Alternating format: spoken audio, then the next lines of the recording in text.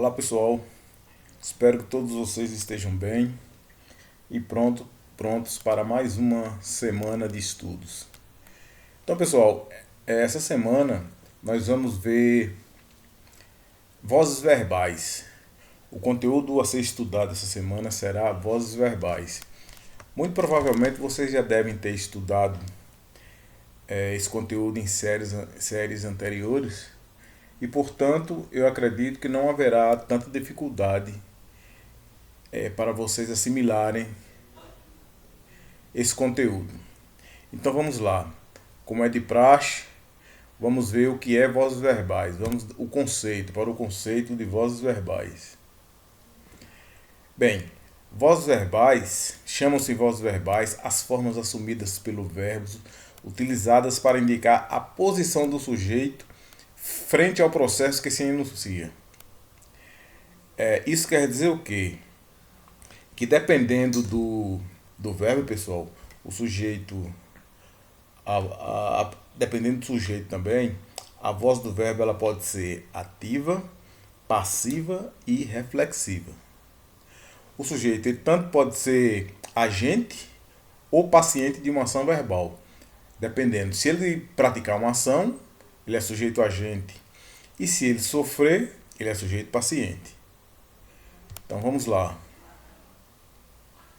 Como eu disse anteriormente, as vozes verbais são ativa.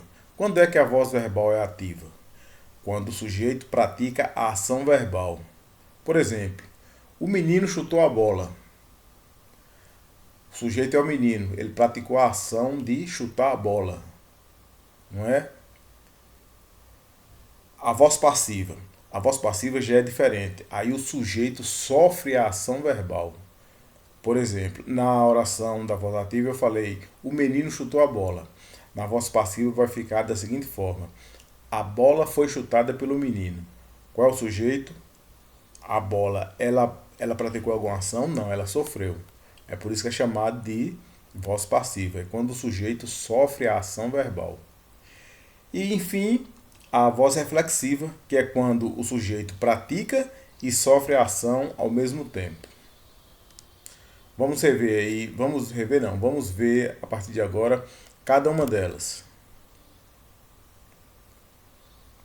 Voz ativa. A voz ativa, pessoal, como eu falei, o sujeito é aquele que pratica a ação. Todas as vezes em que o sujeito pratica a ação verbal, a voz do verbo é ativa. A voz ativa significa que o sujeito está praticando alguma ação, seja ela qual for. Aí tem o exemplo.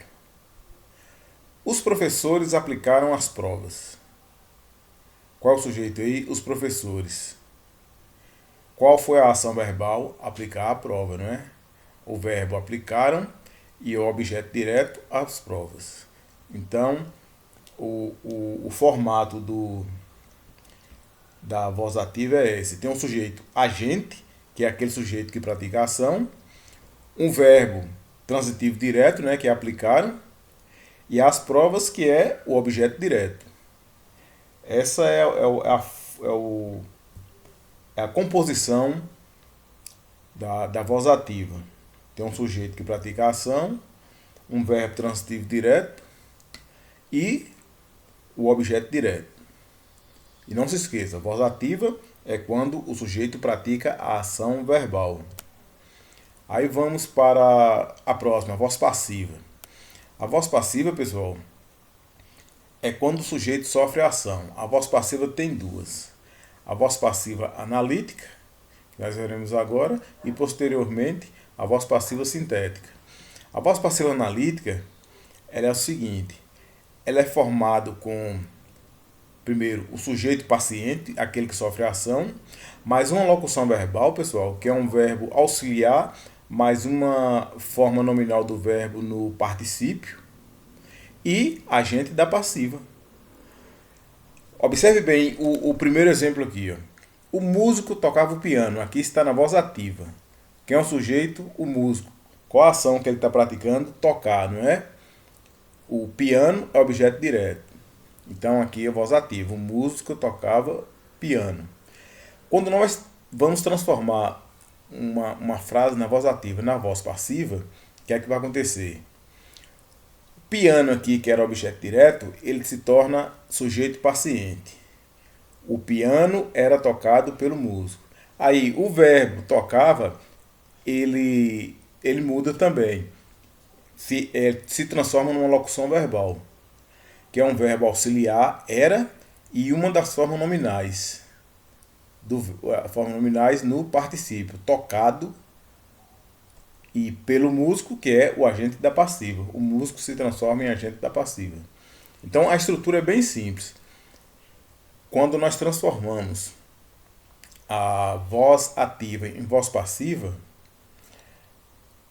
o que é que vai acontecer? O piano aqui, que era objeto direto, ele se transforma em sujeito paciente, porque ele agora está sofrendo a ação, não é? Ele está sofrendo a ação de ser tocado. O verbo, ele desaparece e entra uma locução verbal, que é formado por um verbo auxiliar, era, e um verbo no particípio, tocado. Pelo músico, é o agente da passiva. Então, aí vocês pegam no caderno de vocês e escrevam uma frase na voz ativa e aí tentem passar para a voz passiva nessa seguinte estrutura aí. Outro exemplo aí, ó. Elas fecharão a janela. Voz ativa. Elas é o sujeito, né, que está praticando a ação. Fecharão é a ação de fechar. E a janela é o verbo, né, e a janela é o objeto direto. Aí, para transformar para a voz passiva, a janela será fechada por elas. Ou então a janela foi fechada por elas. A janela aí, no caso, era o objeto direto, ele se transforma em sujeito paciente, porque a janela vai sofrer a ação, não é?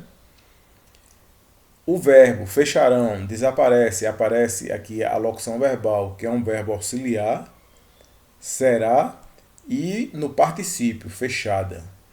E por elas é agente da passiva. Então é isso, a voz passiva analítica é quando o sujeito sofre a ação e tem essa seguinte estrutura. É o sujeito paciente, uma locução verbal formada por um verbo auxiliar mais um verbo no particípio e agente da passiva. Ok? Vamos para a próxima.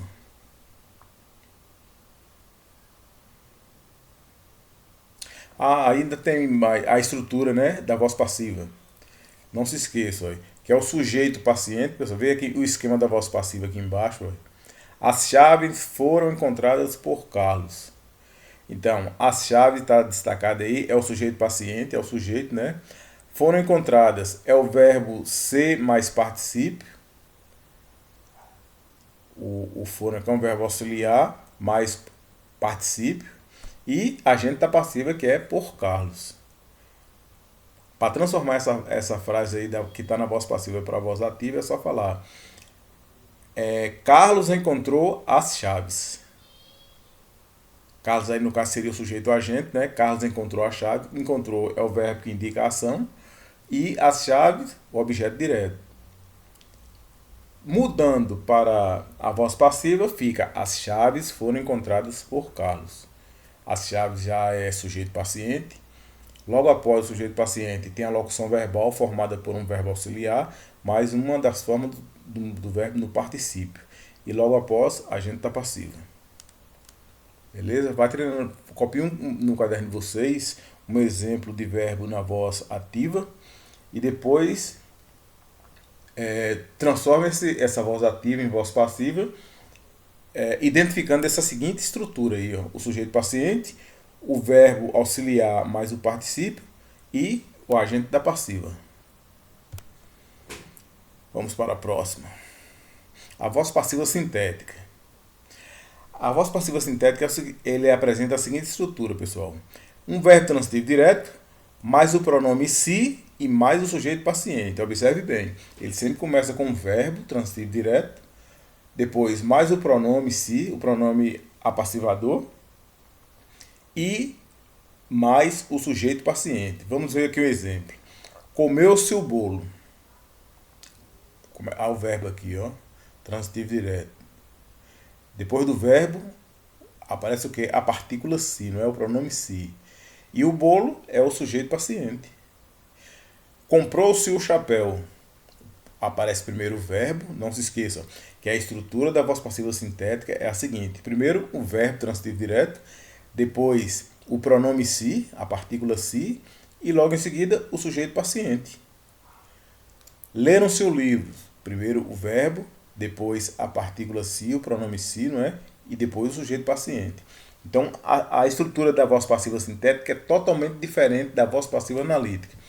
Na voz passiva analítica nós temos o sujeito paciente, uma locução verbal formada por um verbo auxiliar mais o particípio e depois agente da passiva.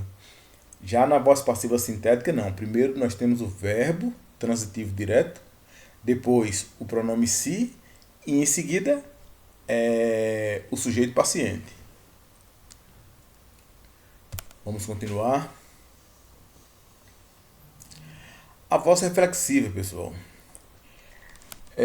A voz reflexiva há dois tipos.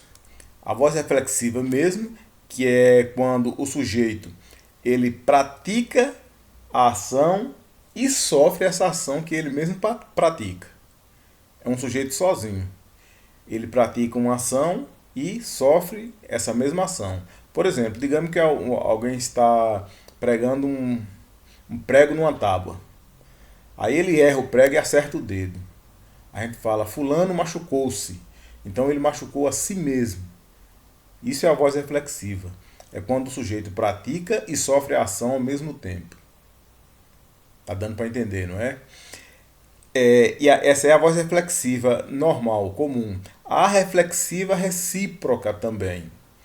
A voz reflexiva recíproca ela é chamada dessa forma porque há dois elementos. Um elemento pratica a ação sobre outro e recebe uma ação também dessa outra pessoa. Quando duas pessoas se abraçam, ele pratica a ação de abraçar e recebe a ação de ser abraçado pela outra pessoa também. Isso chama-se reflexiva recíproca. Veja aí os exemplos. Paula e Renato amam-se. Então, um ama o outro. Um pratica a ação de amar e recebe a ação também de ser amado. Os jovens agrediram-se durante a festa.